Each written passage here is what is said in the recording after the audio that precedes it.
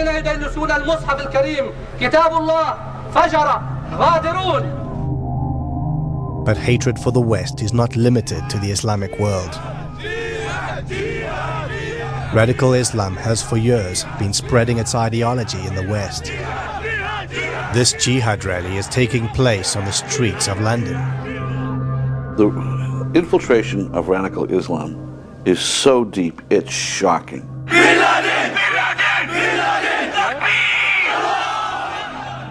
And everyone's in denial about it.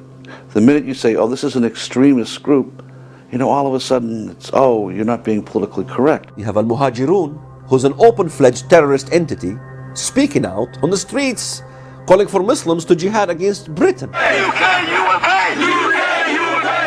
Bomb USA! Bomb USA! Bomb UK! Bomb UK! UK, you will pay! UK, you will pay! We've been infiltrated by people who want the Quran to replace our constitution. أنا رحت سنة 95 لقيت خطب بتقول إن هم منطلقين للبيت الأبيض خلاص من المساجد، من بعض المساجد. يعني ايه منطلقين للبيت الابيض؟ يعني كان واحد بيقول في خطبته ان احنا ذاهبون دلوقتي الى البيت الابيض علشان ان شاء الله ينتصر الاسلام ويتحول البيت الابيض الى البيت المسلم. يعني هيروحوا يحتلوا البيت الابيض يعني ولا؟ لا، بسواد الاسلام وافكاره سوف يتغير البيت الابيض. Hamas has the largest infrastructure of all terrorist organizations on American soil today. They are not trying to be part of the American way of life.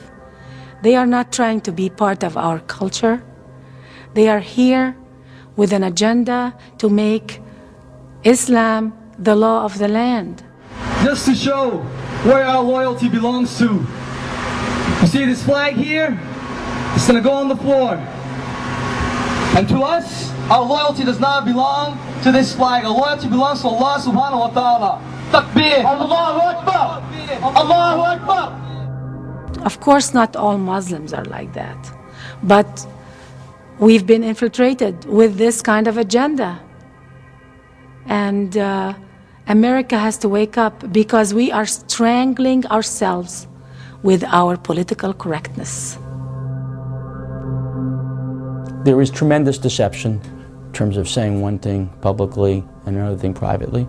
Yasser Arafat obviously was the master of this dual agenda in terms of openly supporting pluralism or nonviolence or condemning terrorism. I condemned completely these terrorist activities.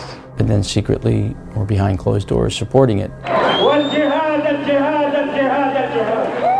Sometimes you would find a Muslim who appears to be moderate. We were the first, as you may remember, post-September the 11th, who said that the actions of flying planes full of innocent civilians into buildings is not legitimate.